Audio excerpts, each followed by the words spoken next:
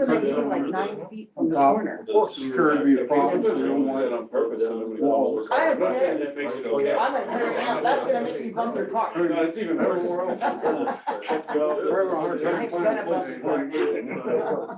And you know what, they usually are very nice cars. Good idea. Good use of space. Yeah, right, sure, convenient too, right here downtown. I don't know about the roller shoes.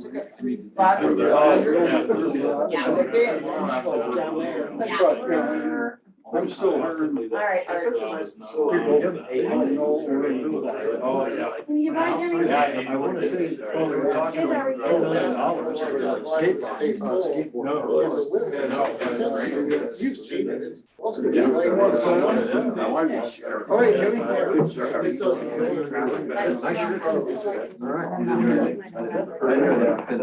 Hey, Scott. No, I keep traveling. And I'm gonna travel some more. I just don't wanna get everything and give it to them. Everywhere we went, there was very few maskers on the plane. So I know they got the mandate now. But Lisa's friends that were completely vaccinated just got your sister, yeah. Check in and make sure that. But I mean, they was. Good, have a good day. How are you? Well,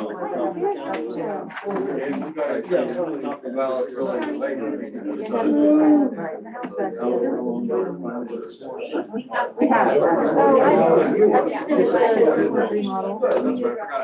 there are dust in places, there's nice and places, I did not realize. So we get dust. Yeah, when you're doing stuff like that. Well, they did the road in the.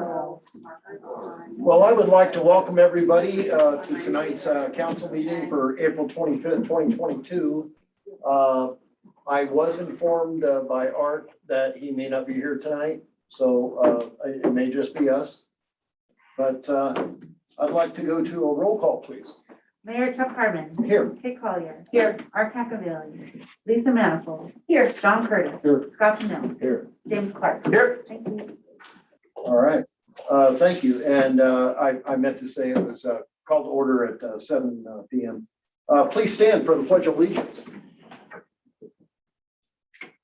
I pledge allegiance to the flag of the United States of America and to the republic for which it stands, one nation, under God, indivisible, with liberty and justice for all. Please be seated.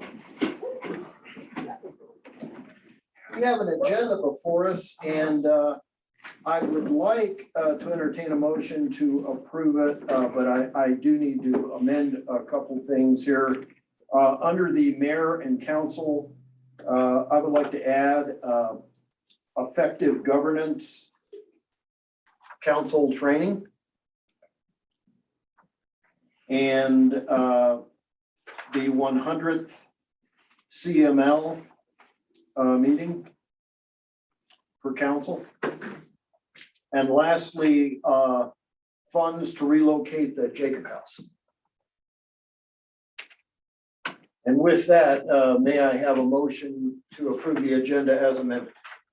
I motion to approve the agenda as amended for April 25th, 2022.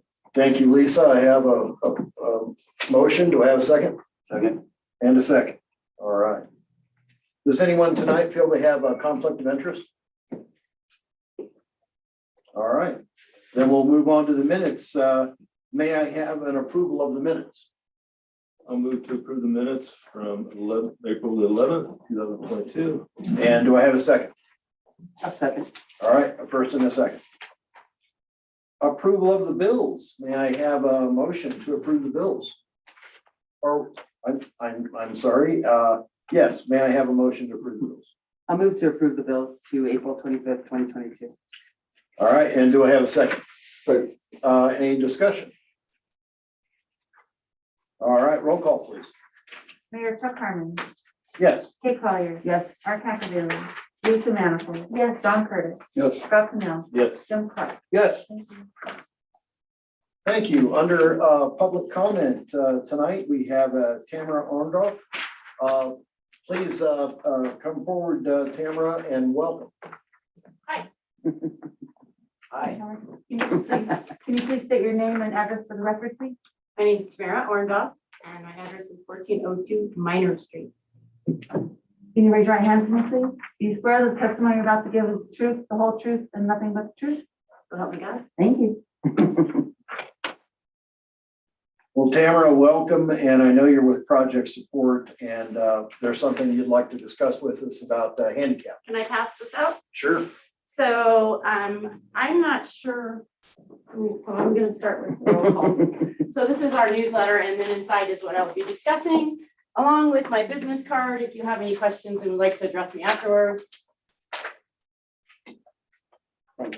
You're welcome. And oh yay.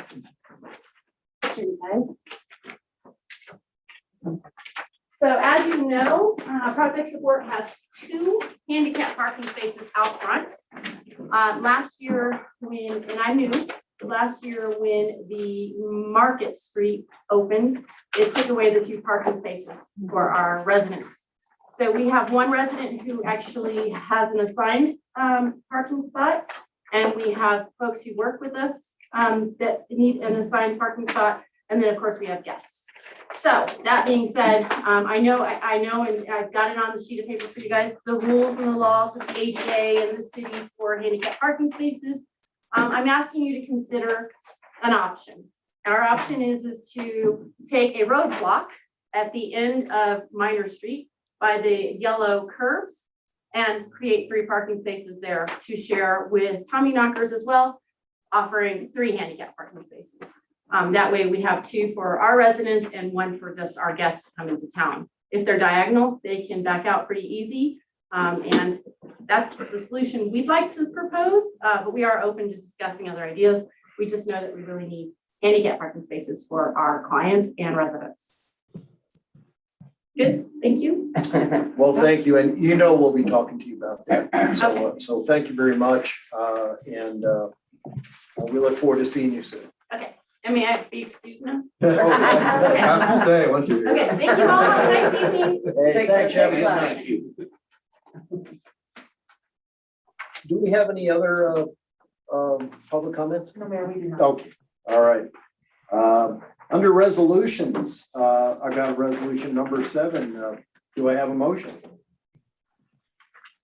I'll move to approve resolution number 7, series 2022. A resolution adopting new and revised city employee job descriptions. And we have a motion. Do I have a second? I second. And a second. Any discussion? This is just the position the chief wanted to change around, right? Yeah, I was going to say thank you, Chief. I Thank think you. that makes a lot of sense. Roll call, please. Mayor Chuck Harmon. Yes. Kate Collier. Yes. Art Cacavelli. Lisa Manifold. Yes. John Curtis. Yes. Scott Pennell. Yeah. James Clark. Yes. Thank you. All right. Well, thank you. Moving on to ordinance, second reading, ordinance number 2. Do I have a motion? I'll move to approve ordinance number 2, series 2022, an ordinance adopting a new section 9-39 of the Idaho Springs Municipal Code concerning communal outdoor dining areas, or CODA. I have a motion. Do I have a second? A motion and a second. Any discussion? So I have a few questions on this. And I apologize. I know we went at length and talked about it quite a bit, but if some of these we already discussed, I apologize. So I think when they have the area right in front of their business, what's that called, restricted or? Encroachment area? Yeah, just the regular area. I think that makes total sense how they can control it. My questions is when it expands to the expanded CODA area, it seems in here in the write-up that each business is responsible to watch that expanded area, right? Is that right? Where the security, they're supposed to have someone available to watch so somebody doesn't leave that expanded area. Is that correct? Like with liquor, so With the liquor, Sure. because Yeah, so the goal with the expanded area is it's kind of twofold. One, we're talking about more or less a block area, and then the second one is the big event like 4th of July. So the block area, the intent is to put up signs at the end of the block next to the barricades stating, explicitly, no alcohol beyond this point. We're gonna have a little more detail than that to it. But then the initial thought is to have the serving staff at the restaurants keep an eye on things. And if we end up having issues, then possibly changing that or altering the plan. But we would like to try to make it the least impact as possible to begin with. As I mentioned, with the knowledge, of course, that we can tweak that plan. So my question, one of my questions is, who's responsible for putting up that signage? And then there's only no more than 6 exits, I think it said. So who is responsible for making the barricades, setting up the exits, putting the signage? Because that's gonna be changed every time we have a communal coda, right? Yeah, so the weekly events, so the Tuesday, Thursday, and Friday that they're talked about on certain blocks, we would partner with the businesses to have them roll out the barricades. And if staff needs to get involved a little bit more, we certainly can, and request that the businesses pull them in at night or something of that nature. But we really want the businesses to take some ownership in having these events. So that's more or less the plan. The 6 exits, we needed to have a number, and we went with 6 because of the 4th of July event. So we don't think that we'll have 6 for the block parties. Okay. We think there'll be quite a few, or quite a bit lesser locations to exit the event. And then I was reading in here, it's so if someone steps outside that boundary with a drink, that's a violation, right? Technically. And there's gonna be labeling of each businesses for their cups, that's required. Yeah. If it's not determined who's the violator, then everyone's responsible for the sound in here. That's correct. So one violation, and then it comes in front of the city, it sounds like, right? Yeah, forgive me, I'm not the best on the progression of liquor license violations, exactly how, but I believe after a violation, we would probably have a discussion with the businesses. And if it happened again, then start changing some of the practices. And is that violation just something that the local police authority would see happening? Or if one of those businesses sees a patron leave the area, are they responsible to come and report it? Well, we would hope that they would go out and reach out to that person and say, hey, alcohol has to stay in here. That's our goal, because the liquor license holders definitely know that they have skin in the game and doing this expanded outdoor dining and drinking area. Can I ask a question? How many problems did you guys have last summer? On record of people leaving the area, the CODA area last summer, and how many infractions did you have? I'm not prepared to actually answer that like specifically. You don't have I would to, just Anita, give just- generalities. I'm just speaking generally. So we really didn't have a lot of problems. The 4th of July saw us with the biggest number of people that were really pushing the envelope about having alcohol in the parking lots. And normally we just would tell people, you can't do that, you need to put that away, come back, you're still drinking, we're gonna have to write you a ticket. Just because we were busy and, Sure. So as far as actual documented problems, there was not a lot of problems I'm aware of as far as for us. I think one of the things that I've told the businesses in our meetings is I think they really do a pretty good job of not over serving people. Occasionally that can happen, but I think they do a pretty good job of that in general. So I did not see. Now, obviously, last year was a little bit different. We didn't have the full thing going on. I feel like this plan is a good way to really put our toe in the water with the weekly, or with the ones that are like in a block, the events in a block, because then we can really try to evaluate how many offenses we may run into, and then really the 4th of July is going to be a really a big chance to see how that impacts us. I think I would say and recommend to the businesses, and I work with Jared, Jonathan, and a lot of signage, a lot of signage is going to be really critical. And even with that, one of the folks I was working with said, you think about parking, right? We have rules for parking and people violate them every day. So I think it's finding the right balance, but we certainly did not see any huge problems last year. So long answer, short question. I think the chief just hit on something that I'd say that the restaurants, their training of their staff and how to handle these situations, but he just hit on something that's pretty important, is over serving an individual, because I think issues tend to come up more often with someone that's more intoxicated than not. And like on the 4th of July events that he was talking about, I think open containers don't include a plastic cup that you don't know what's in that cup, right? And that's the way I would say a lot of people tend to maybe disguise their drink or something if they're gonna drink in the parking lot. I don't know. I think you're over worrying a little bit. I was a bartender for 15 years in downtown Denver and elsewhere. If you want to get drunk and go bar to bar to bar, it's that person's duty. That's what I was trained to do, to call you out immediately. I have very high expectations of these guys being able to tell if somebody's putting more in their drink, that maybe they have it in their coat pocket.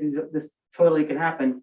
But I mean, when you go to order another drink, that bartender or that waitress is going to know that you're intoxicated. I mean, they go to tips training for that. So don't get me wrong. I'm sure that everybody in this room, with the exception of Nate, has, been to a party where you acted differently than you would normally. See the halo. Well, maybe Nate did it before, anyway. But my point is that I hope the expectation is that these guys have been doing a good job on this for the last 2 years. I think that it is a good step forward to try it and see how it goes. And I think John said earlier in one of the other meetings that if this doesn't work, we just shut it down. Yeah, I'm not speaking out against this. Oh, no, I'm just Trying to bring up some points that might come forth and try to, eliminate them before they happen possibly. Right. Well, I think too, last year, one of the reasons that they want to do the blocks with the cornhole is because they had people that wanted to have a beer in one hand and a beanbag in the other. And if you didn't have any major, incidents over that, that means that the people that are running the cornhole and the restaurants are doing a pretty good job of keeping people, a little lower key. Yeah. I would also like to ask, I know this is just a reading, but once we finish this coda where we have the block by block, that we do a timely look at how did this work? What was good, what was not good, so that we have a better preparation for next year. If this is something we're going to continue, like that would be one of my requests as council, is for the businesses to let us know, how did it work out? What were the problems? What were the great things? What did it do for, like, maybe not what it did for sales, but just overall, what was the success level of this program? Any more discussion? Yeah, I think, like Kate's saying, tips is a great training. I don't know with the turnover of staff, if they're required to send all their personnel through They tips used or to be, I not. don't know if they still are. Okay, yeah, I've been there a long time since I bartended. Yeah, it's So pretty, to be a bartender, but not a waitress, right? Waitress anybody is who good. handles liquor should be in tips training, to my knowledge. Oh, that's good to know. Oh, Online. okay. And then my last question is about the permitting and so that they have their little area in front of the restaurant, that requires a permitting. And then if you have expanded, is that another, because it says in here that some people might not elect to be in the expanded coda. So what is required is a modification of premise for the business to participate in the street. And that also includes an encroachment agreement. As you know, our encroachment agreements in the city are renewed annually. So that is required. The modification of premise is required. And then the liquor license, there's two kinds. There's a sidewalk license and then a larger modification of premise license. A sidewalk license means you're serving basically right outside your door. modification premise means you have a larger area. One of the reasons we wanted to do the coda was because if we didn't do the coda, we couldn't even do those smaller areas. Everything had to stop. With the coda in place, those smaller areas can exist. Now, if I, as a business, don't want my patrons to take alcohol out of my security plan modified premises area, that's up to me. That's my prerogative. I don't have to participate in the larger coda activities. I just have that ability if I want to. And so that's one thing that we've done. We have broad-based support with the business community. All of the liquor license holders on Minor Street support this plan because they have that flexibility. They can pull their own selves out of it at any time and just kind of make sure that they can control, for their security. One business has told us they're going way above and beyond. They're putting a receipt on there and printing on the cup and all these different things. That is for their benefit. That helps them. But other businesses are going to take, they're going to go with what just the marked cup is essentially what they're going to do. So we've tried to build this in a way that gives people that security because, we have people who have production licenses that are tied to their liquor license. We don't want to do anything that would jeopardize that whatsoever. So we've had a pretty robust conversation about making sure that if you are a business person not feeling comfortable about something, you don't have to, there's no peer pressure to continue to do it. You can just have your area in the coda. Okay, so that permitting is like once a year, is that what? Yeah, the encroachment agreement is an annual one, so that is once a year, and I would assume, and that's a wonder question, but it seems like it makes sense to do it around this time of the year if we're permanent. Yeah, the modification of premise that's currently out there was just allowed temporary due to COVID, so that's what expires at the end of the month. So you can modify your premise to, as long as there's coda, we get coda, modify your premise to use the said parking spots for lack of a better term, and you do need to get that approved by the state. So you come to me, it's $150, you set your plan, all your stuff, we send it in and they will issue a modification of premise. I'm pretty sure that's gonna be, until we revoke, businesses able to use the street from the state, that's their premise. So. I think that these events are smaller. I think large events would be harder to control than smaller events. And I think these weekly events should be somewhat small. And the staff, if the staff tells them when they purchase the drink, I would think you can't leave this area. I think that's going to be real key to just keeping them in there. Yeah. One other thing about the larger events, we typically on special events licenses, if you want to, you can apply for a liquor license with your event, but that doesn't guarantee that their staff is tips trained and they're not always frequently seeing people who may be inebriated as well.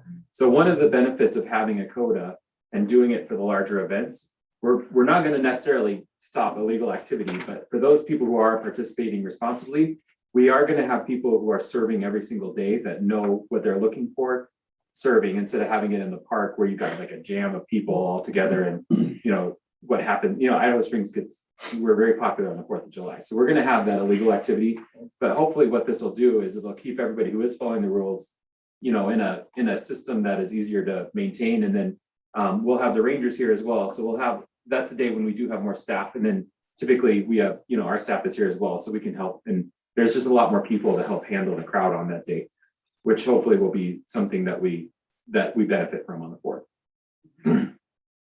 All right. Any further discussion? Okay, roll call, please. Mayor Chuck Harmon. Yes. Kate Collier. Yes. Art Cacavelli. Lisa Manifold. Yes. Don Curtis. Yes. Scott Pennell. Yes. Jim Clark. Yes. Thank you. All right, thank you. City Attorney was not planning on being with us tonight. City Administrator. Mayor and council, you have my report with no request for action. All right, thank you. Assistant City Administrator. Mayor and council, you have my staff report with no request for action. Thank you. Deputy City Clerk. Mayor and council, you have my staff report with no request for action. Thank you. I don't believe we have the Finance Officer here tonight. She's online. Oh, she is. Oh, okay, thank you. Hello, Mayor, I am here. I don't see where I can share my screen. Hi, all right. Good morning, good evening, everyone. I can, if you have the report in front of you, I can go through it without sharing my screen. You should have the March financial statements in your packet. Yes.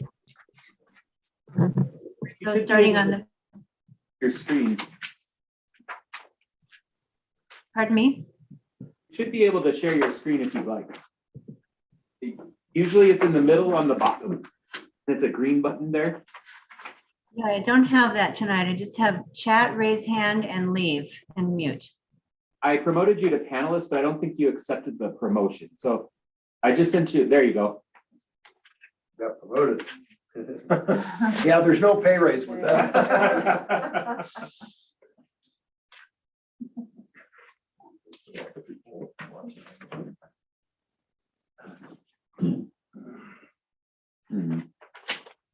Lorraine, can you hear us? Demoted her. No. Oh, here she comes.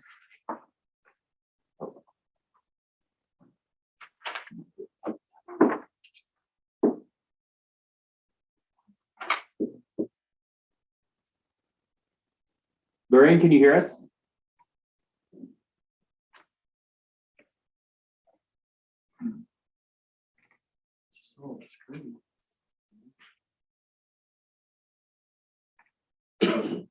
Oh, there she is.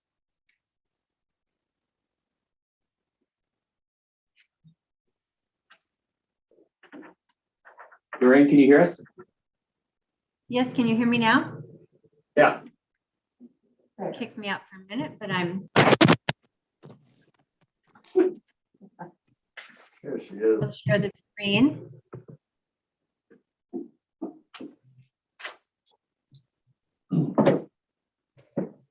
Sorry for that delay. So here's your March financial statements. And as usual, we start with the first page and look at the total cash that the city had at the end of March. And it had the 9,139,000. And it's divided amongst the various funds by the amounts on the bottom, starting with the 1,749,000 that's in the general fund. Going to page 2, that 1,749,000 is the first item on the general fund's balance sheet. You have other receivables and you have some liabilities against that, including the property taxes, which also show as a receivable since you collect those in arrears. So you're in good shape with a starting fund balance of 2 million, and it shows your revenues over expenditures or under them. So far this year is about under by 66,000. Once you start receiving your property taxes in April, your financial statements will have a positive number there for the year to date. Going on to the revenues, your top 10 revenues are highlighted. And through March, which is about a third of the year, those that have come in evenly are showing. You actually do have a few property taxes coming in, but not the 180,000 that's budgeted, because you do get some in February, more in April, and more by July. Sales tax is at about 21% for the year. You get most of that in the summer. Your motor vehicle use tax, you've got a lot of it so far, so that just varies by when people buy vehicles. And then you've got your franchise taxes. You've got about a third of the amount from public service companies so far this year. Again, that will go up seasonally in various months. Building permits, you've got about 25% of those those values that you plan to get this year in already through the end of March. And again, that's a quarter of the year. I said a third earlier, so you're on target there. You have 3 on the brain with March.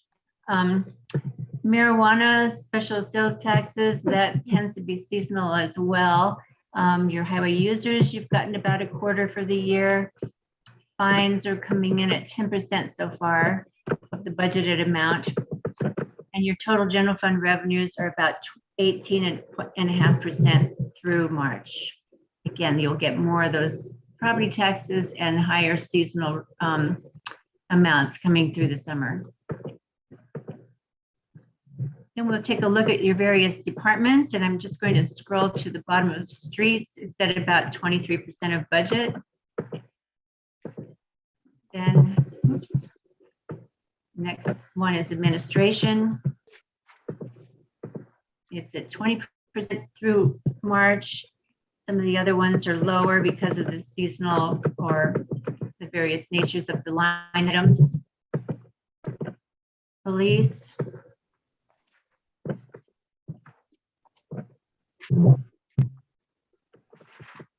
It's at 18.8% for the year.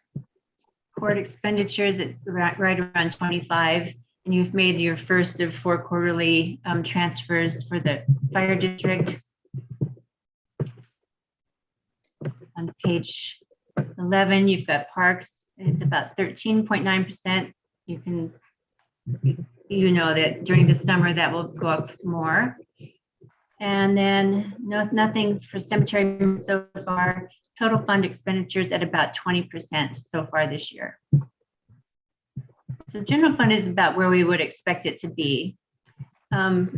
That general fund beginning fund balance of the 2 million was a nice number to see back on that second page. So that should be a good number now that the audit has taken place.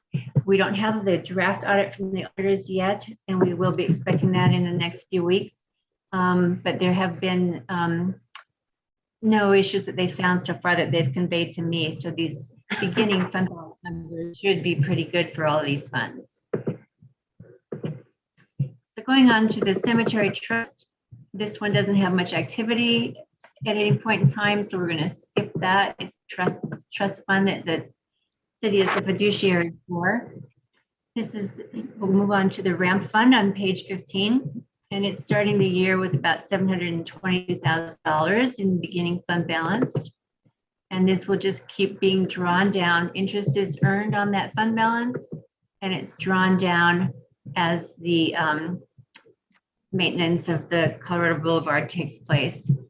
The budget this year is about $185,000 worth of drawing down those funds for 2022.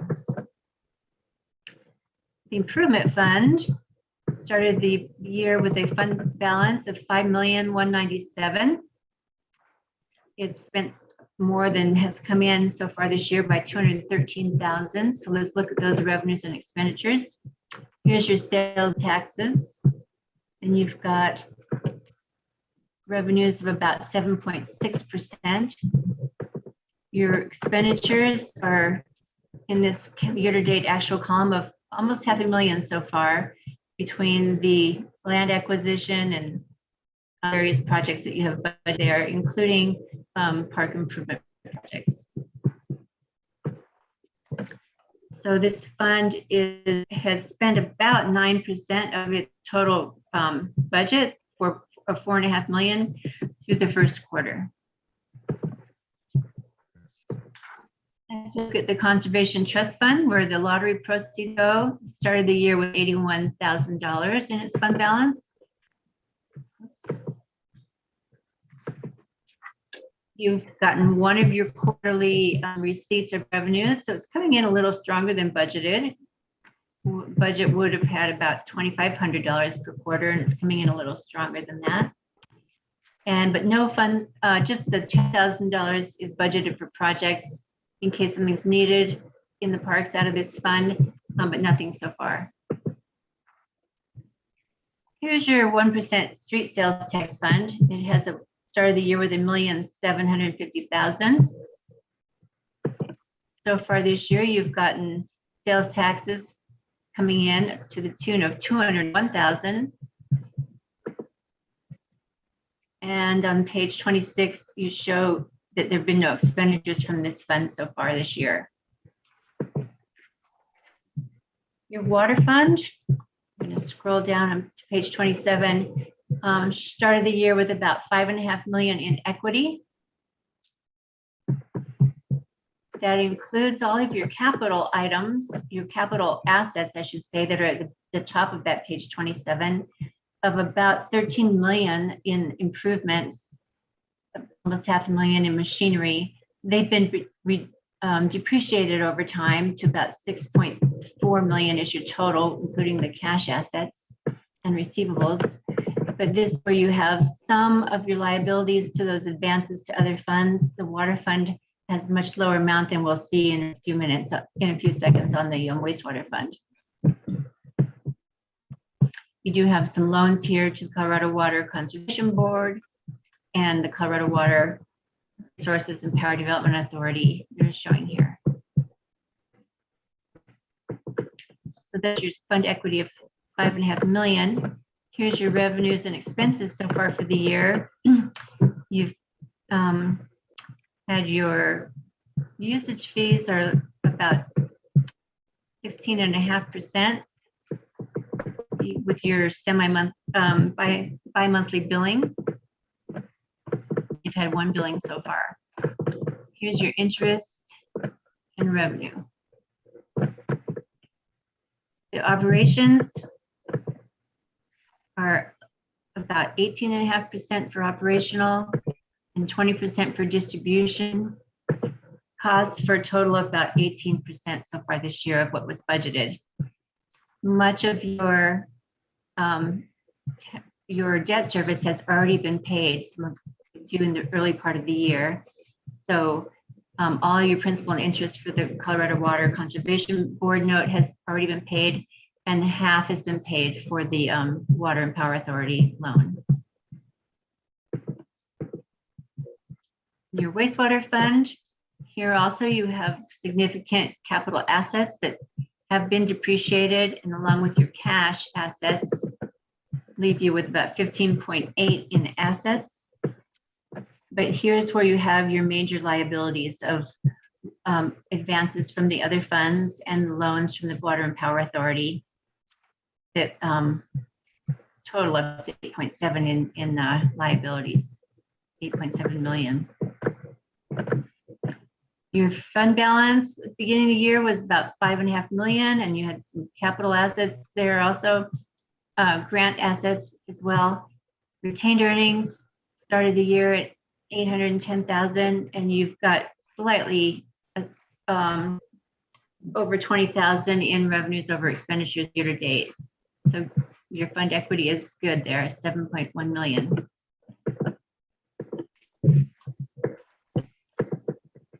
In the wastewater fund, you've had your revenues coming in so far for the year at about 157,000. And your wastewater fund expenses, starting on the next page, about 17% for operational budget and about a quarter for your collections expenditures. Got some capital projects budgeted that haven't really started yet, and some vehicles. So your total fund expenditures are about 10.7 million. I'll just go back up on this fund, which is the one I always like to highlight, to those assets again and the equity. And I mentioned that your total fund equity is about 7 million. Of that, only 1.3 million is in cash that you can spend on your operations and on paying back those advances. So even though you've got a lot of equity because of the value of your capital improvements, you don't have much more than 1.3 million in cash, and you have these advances of over 2.5 million that are owed back to that sales tax improvement fund. Moving down to the last few pages of the report is the police pension fund. And again, this is a fiduciary fund. You've got a member drawing benefits, a retiree, and it just keeps track of those pension funds and the payments made. With that, I'd be happy to answer any questions you may have. John? Page 3, marijuana special sales tax. So what, passing a 5% income tax, some of those, we're gonna get about $107,000 extra this year. Is that correct? Are you speaking of the excise tax that was passed this fall? Yeah, that's why. We budgeted about 50. Well, you got 130. And we had some that was already coming in. Pardon? We had some that was already coming in for that tax, for that line item. No, I know. So Well, But from the excise, we were estimating about 50,000 up to. and that, or is that on here, It's in included in here? that line item, yes. Okay. Yes, sir. Yeah, I just don't know why the big jump from last year. From the last 2 years. Not much income. If you're only budgeting 50,000, then you got 70,000 for Well, another 50. there was, so we're keeping a habit. Right, I want to say that was about 50,000. What, 5% or something? So from what I understand, and please tell me if I'm wrong, is it wasn't an increase in the tax, it was just instead of paying the We should county, give, you're we paying can the keep, city. right. I just, Cuts out Right. that. we're going from 22,000 last year to 130 this year. That's fine. Well, I just don't understand. Excuse me, the amount of the 22,000 was year to date last year. So at the end of March in 2021, there was 22,948. Okay, all right, well, And that's yeah, for I annual. thought that was in it, Bob. Sorry about that. Now, yes. All right, well, thank you, Now you- Ray. Well, Any more questions for Lorraine? All right, Lorraine, thank you very much. It's always good to spend time with you and appreciate you going over that with us. Thank you, Lori. thank you. My pleasure.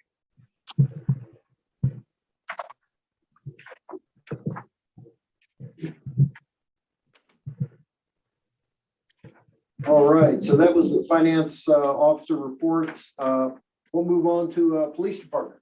Chief? Mayor, council, you have my staff report, and there's no request for action. All right, thank you. Mr. Bardoni, Public Works. Mayor and council, I was out of town, so I did not submit a police report, yeah. Staff report, everything is fine, and the public works and water and wastewater, everything's going well. Oh, good, good. Thank you, John.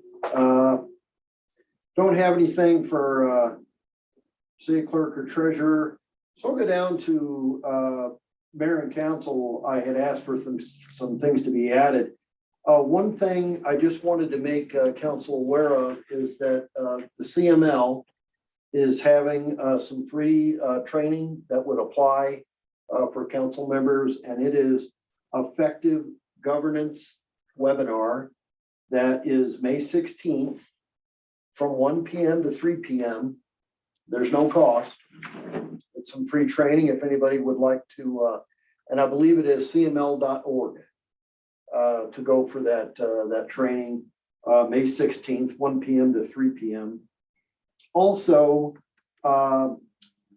CML is putting on their 100th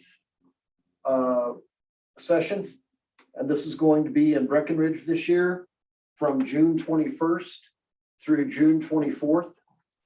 And these are all-day sessions. Should you choose to be there all day, there's quite an array of training to choose from.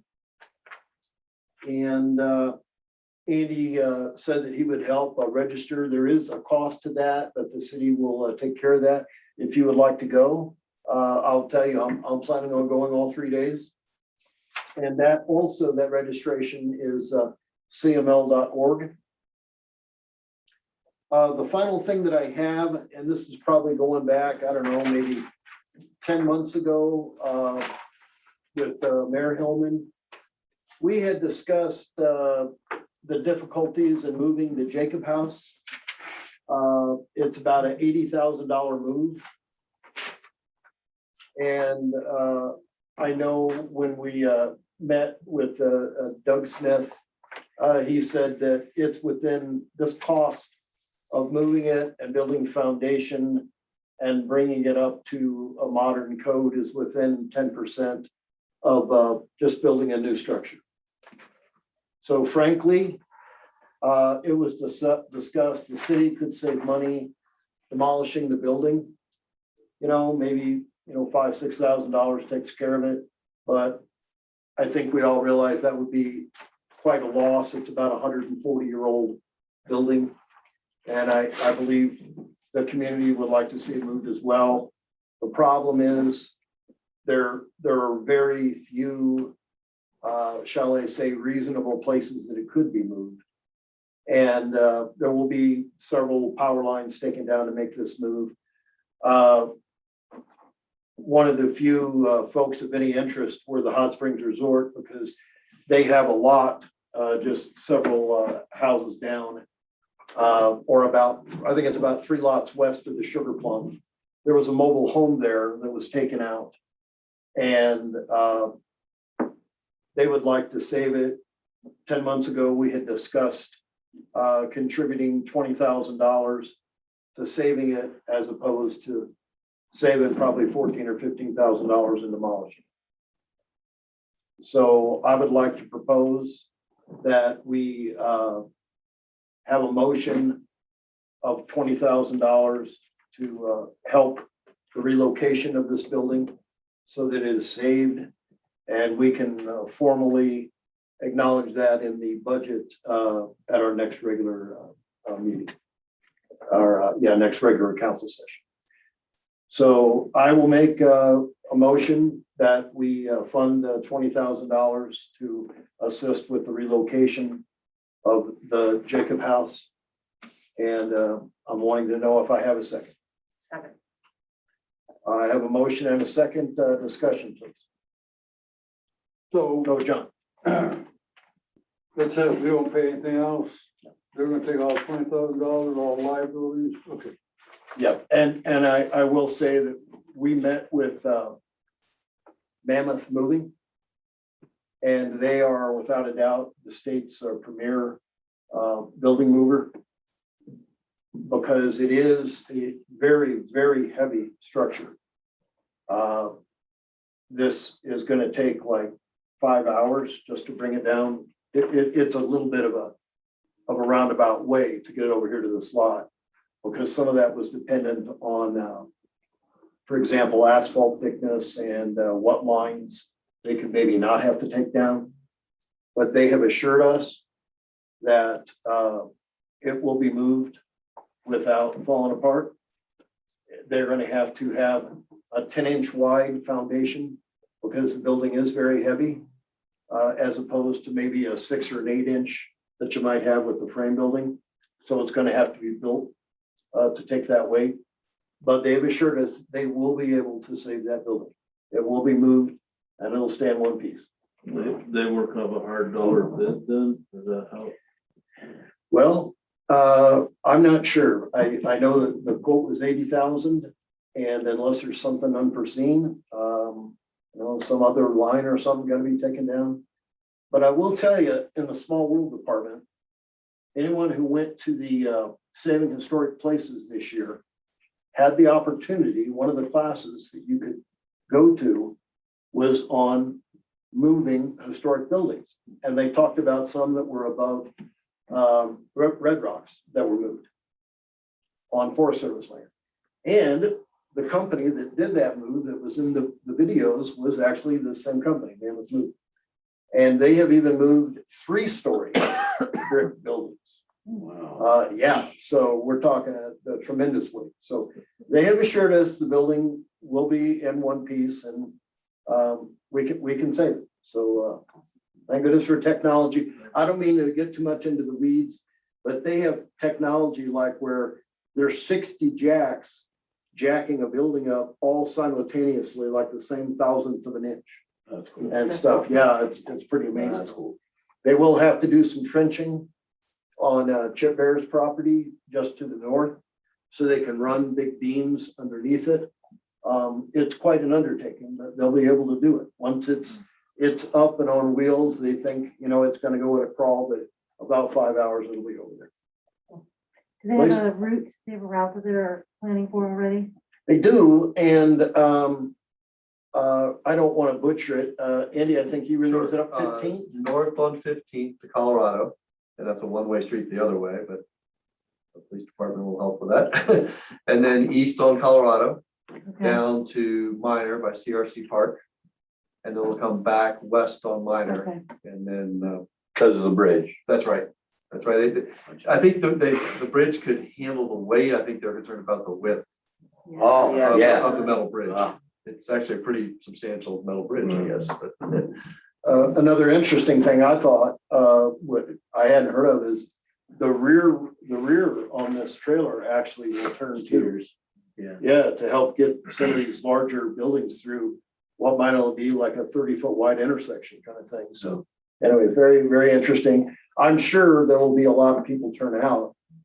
In fact, date's gonna happen? We don't have a date. They're looking towards the latter part of May. is what I recall. Wow, It's that's in good. the middle of the night. So on day okay. one, they would probably lift it up and then put it Yeah. on the probably not the much with trailer. The middle of the night. Yeah, right. Right. And then on day There'll be a lot of two, look- probably starting at 11 at night, they'll move it through the Fun. night. I actually saw old pictures of this building getting moved. It was Yep. pretty, I mean, like, right, that's how she got there. Yep. Right, right. And I think that was 1983. It was not that long ago, yeah. And this building is 130 years old, 100. Actually, Bob Boland said he thinks it's more like 140. Oh, And a God. weird thing about this is really weird. There, how would you like to live in a house between two mine mill buildings? Those were not known for being quiet time, right? I mean, so it was located between two mills that no longer are there, and yet the house after all this time Shaking. has remained. Mhm. Yeah, with all the noise and the vibration and Explain it's the weight of the house and the width of the walls. Yeah, it's awesome, especially for a brick building. Yeah, yeah, oh yeah, very, very strange. Any more discussion? All right, roll call, please. Mayor Chuck Harmon. Yes. Kate Collier. Yes. Art Cacavelli. Lisa Manifold. Yes. John Curtis. Yes. Scott Pennell. Yes. James Clark. Yes. Thank you. All right, anything else before we adjourn, John? On the CML training, I've been over, they're great. Oh, really? Oh, yeah. Oh, good. They're very good. All right. I would recommend Well, anybody. excellent. Go through it. So we have two opportunities. One is Zoom, and I should have mentioned that. With the effective governance webinar on May 16th from 1 p.m. to 3 p.m. And then we have the option to go in person for the 100th anniversary of CML in Breckenridge, June 21st through June 24th. And that's one where it's like, there's several different classes every day that you can elect to take. All right, well, I want to thank everybody and I kind of. You have- Oh, I just have one question Oh, for sorry, you sure. guys. Hey, is it possible to put on, when you, the adjourn, when you say next regular meeting, can we also say when the next meeting, the work session is? Can we have that on there? Is that okay? I mean, this is Sure. really just for me personally, but I think it might be helpful for people that want to, like, is there a meeting next week and I can actually go? What do you think?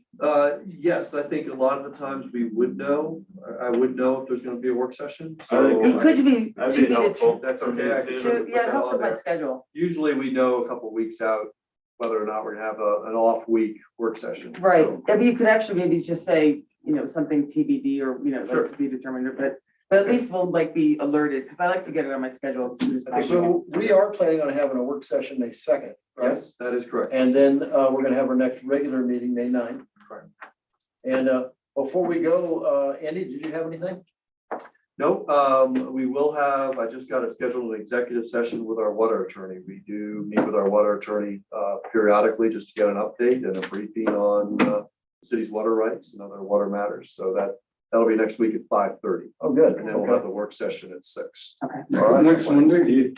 Yes, next Monday. Can you get the agenda of those classes for It was online, I was there Yeah. today. Yeah, it's on CML.org, yeah. They're very detailed, so it's pretty easy to see what you want to do.